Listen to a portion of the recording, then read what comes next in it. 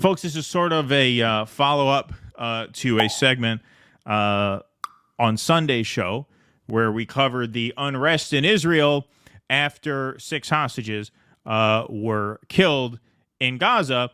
Israelis were staging a general strike to protest Netanyahu's continuation of the war policy, which Israelis now blame for the death of hostages, since multiple hostage exchanges, full hostage exchanges, have been proposed and rejected. And now the Israeli population is onto the fact that Netanyahu is the one stymieing them. So they staged a general strike.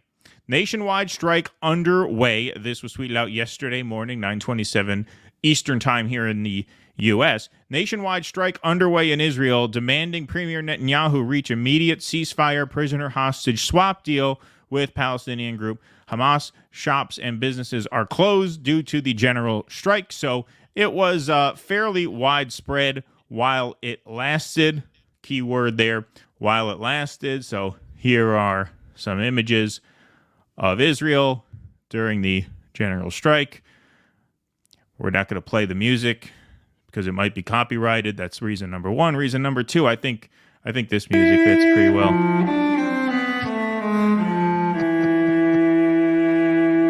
Just heartbreaking stuff to see the Israeli economy brought to its knees. Really, it's so unjust, so unnecessary. There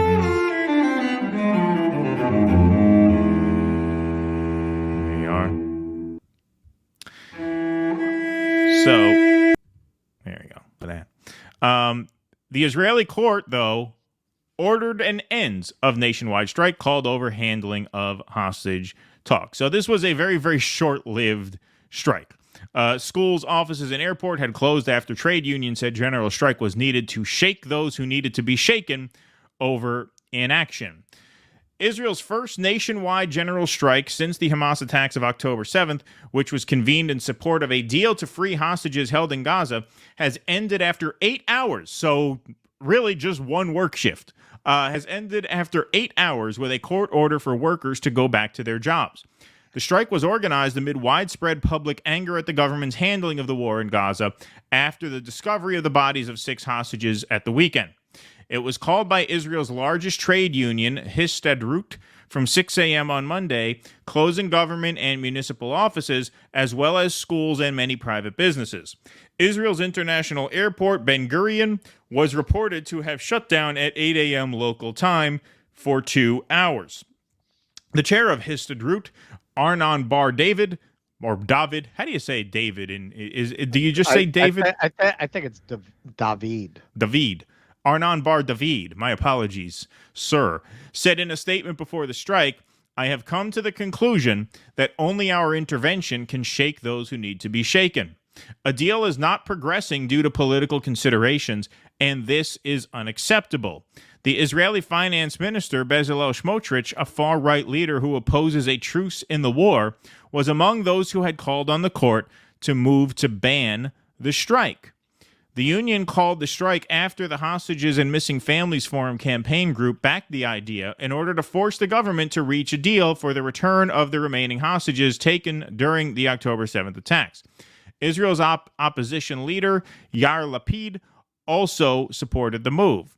Were it not for the delays, sabotage, and excuses in months of mediation efforts, the 6 hostages, quote, would likely still be alive, a statement from the group said, referring to the discovery of Carmel Gott, Hirsch Goldberg Poland, Eden Yerushalmi, Alexander Lobanov, Almog Sarusi, and Ori Danino in tunnels dozens of meters underground during fighting in Rafah in southern Gaza.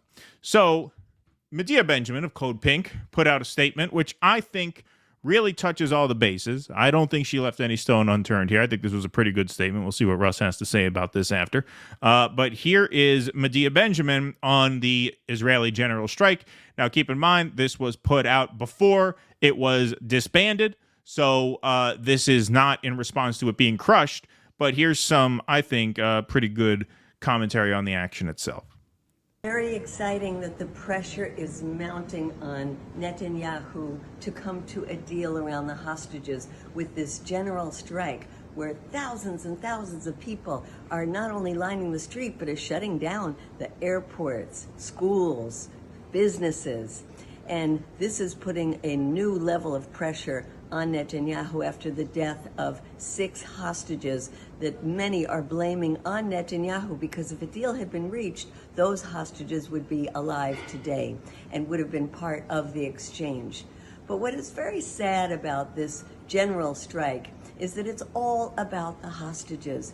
There's really almost no mention about the incredible suffering of the Palestinian people in Gaza, about the displacement of millions of people, the level of hunger, the killing, the maiming, the polio. None of this is being discussed as part of the reason for a general strike. Wouldn't it be nice if instead of showing the racism of the Israeli people, that they don't care about the lives of Palestinians, they use this general strike to say, get our hostages home and stop the barbaric attacks on the Palestinian people? There's another issue that's important to bring up, because part of this pressure on Netanyahu should be coming from the Biden administration. Wouldn't it be nice if President Biden came out and said, in solidarity with the hostage family, we have decided that we're putting an embargo on weapons, no more weapons to Israel until they reach a deal with Hamas for a ceasefire? Well, we don't hear anything like that coming from the White House. So maybe it's time for us in the United States to take a page from the Israeli trade unions and say, isn't it time for a general strike in the United States? Yeah. So I think those are 3 pretty decent points. She's been watching our show. Yeah, she's been watching our show. Good idea, generally, for a general strike. Would have been nice to have some sort of moral concern for the suffering of the Palestinian people, which we see basically none of. And 3, maybe we should do our own general strike here. A more morally righteous general strike that is in protest of every human life which has equal value. So I thought that was fairly well done at the time. Now, of course, the strike was squashed moments later, so it's a bit dated. But go ahead. Do you have anything to say to that? And then we have a few more exhibits here too. Well, this is what we said when we touched on this on Sunday. There's no such thing as a liberal Israeli. And you can see that here. What are they striking about? They're striking about the loss of their own. They don't give a fuck about what's happening to the Palestinian people. If they gave a fuck, Netanyahu would not have been the prime minister on and off for 30 years.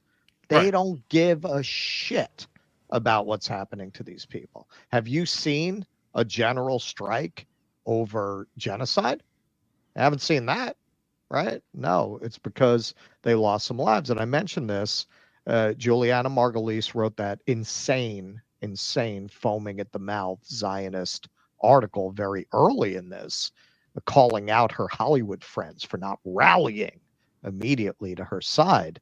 And she mentioned a hostage deal they did decades ago, where it was, I think it was 1,400 Palestinians per one Israeli soldier. And she didn't really realize what she was saying. She was pointing out, because there are so few Jews, this is how much value we place on each life. Well, what you're also saying is how little you value Palestinian lives. Right. You're also saying this is how you see the equation between Palestinians and Israelis. And that's all well and good in a prisoner exchange that works out for the Palestinians. But in a case like this, you can really see how that translates in terms of the fact that Israeli people in general don't give a shit. They don't give a shit. 6 hostages get killed. I know some Zionists. I make a point of not trolling them because I want to listen in. And yeah, man, they're all, it was hard for me to get through today because of these hostages. And, we don't support what happened. No, it's a nightmare. It's a nightmare all around, obviously. But of course, 6 Palestinians are killed every few minutes. Exactly. Sorry, go ahead. Exactly. And that they have absolutely nothing to say about. They have no, I mean, it's really incredible to me, the tone deafness of it, because you will see these Zionists talking about these 6 hostages as if it is the greatest atrocity committed in the history of the world at a moment when you are actively supporting, as Keaton says, a situation where that's every second happening, and not just to adults, to children, to Yes. children. It's just amazing the bubble they live in. And actually, I mean, this is part of why I listen in on Zionists, conversations, because it's very revealing. You want to talk about how Democrats live in their own media bubble.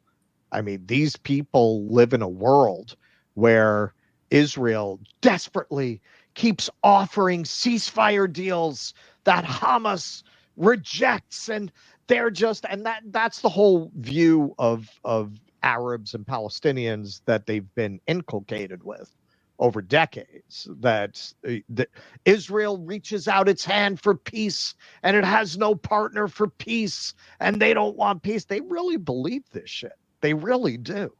They believe. I saw a Zionist say, I've lost count, I think it's 7 times now Israel has offered them a peace deal and they've rejected it. Like, this is really their headspace, man. Well, this is how the they've thing. been brainwashed. Yeah, and this is also a product of them not having the skin in the game that even the Israelis have, because that propaganda doesn't even work in Israel anymore. That's why you had a general strike, because they understand that Netanyahu is the obstacle to a full hostage exchange. There have been multiple full hostage exchanges, as we covered in detail on the last show, that Netanyahu has stymied one after the other, and he has put his hostages at risk because of that, and the Israeli people understand that. Now, a lot of brainwashed American pro-Israel supporters don't get that, and they're not as inclined to understand that because they don't have family members who are being held hostage, right? But as for this general strike, I want to go to some reporting here from Dimi Raidir, who is one of the founders of that Israeli magazine, the good one that did the study on the Lavender AI. These are some of the only Israelis who actually, care about the people in Gaza. So he did some reporting about this. Rolling news. So this was as the strike was happening. General strike kicks off with a proper day of rage in Israel. Thousands in the streets already. Rana Junction, a medium-sized nondescript suburban interchange, is blocked by over 1,000 people, with police threatening to ride them down with horses. Takeoffs resume at Ben Gurion Airport after a mere 2-hour strike action there. Does not bode well for the general strike lasting beyond this evening. General strike then to end at 6 p.m. Not great. Israel's labor tribunal ordered the unions to end the strike in 15 minutes from now, 2:30 p.m. local, as it found there was no labor-related or economy-related motivation for the strike as required by law. The unions accept the ruling, so they folded. They folded fairly quickly. People seem to be getting the wrong impression here. They appear to think that there was a massive bottom-up workers' protest movement that blossomed into a general strike and a wave of national protests and meekly went home after a labor tribunal ruling. Neither happened. First off, there is a mass grassroots protest movement in Israel, newly outraged by Netanyahu dismissing hostage lives and 6 hostages getting murdered within a few hours of each other. The Trade Union Federation is not a part of this movement, despite membership overlaps. The Federation is a closed-shop machine that, alongside from wheeling and dealing internally, operates top-down when facing out.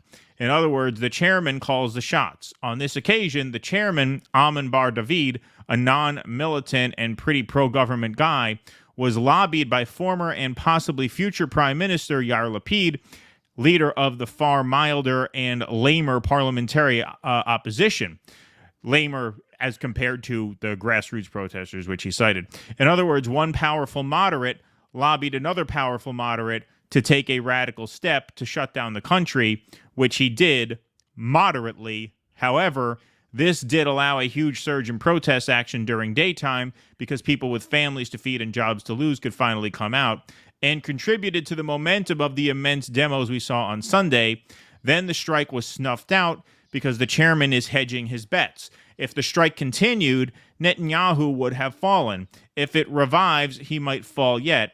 But the protest movement, the people throwing themselves under the police horses to force a ceasefire, is on the streets again en masse. Don't confuse the two. So he's basically saying that the strike action was organized by a different cohort than the people out in the streets protesting. And so even though the strike has been crushed, the people are still out protesting Netanyahu. The strike and the protests were different actions. And he argues that basically the strike was pretty meek and pretty symbolic, done as a political favor to the opposition leader that has nothing to do really with the people in the streets protesting for a ceasefire deal to get the hostages back. So overall, that strike was pretty weak and snuffed out pretty easily, but people are still protesting Netanyahu, so his political problems are not over just because the strike was shut down.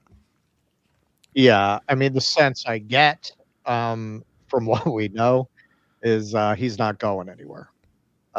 This is just going to continue for as long as he wants it to continue. Of course. Yeah. Yep.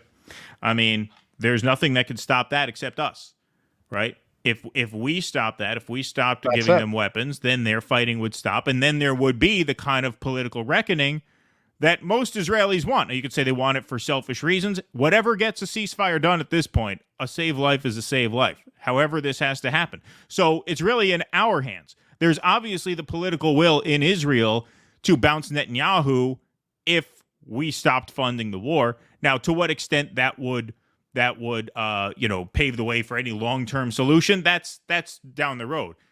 An arms embargo, a ceasefire, Netanyahu would be in a lot of political danger if we did that, but we're not going to do that. Biden is not going to do that. Kamala Harris has said in her interview she's not going to do that. Obviously, Donald Trump is not going to do that.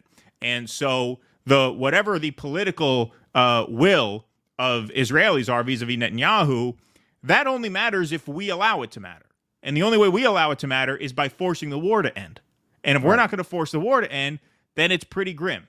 And, look, we obviously want all the hostages returned, including the Palestinian hostages, which are not called hostages. They're called prisoners. A 9-year-old in jail for throwing a rock at a tank is not a prisoner. That's a hostage, right? But the only way to move on any of that is to cut off the weapons.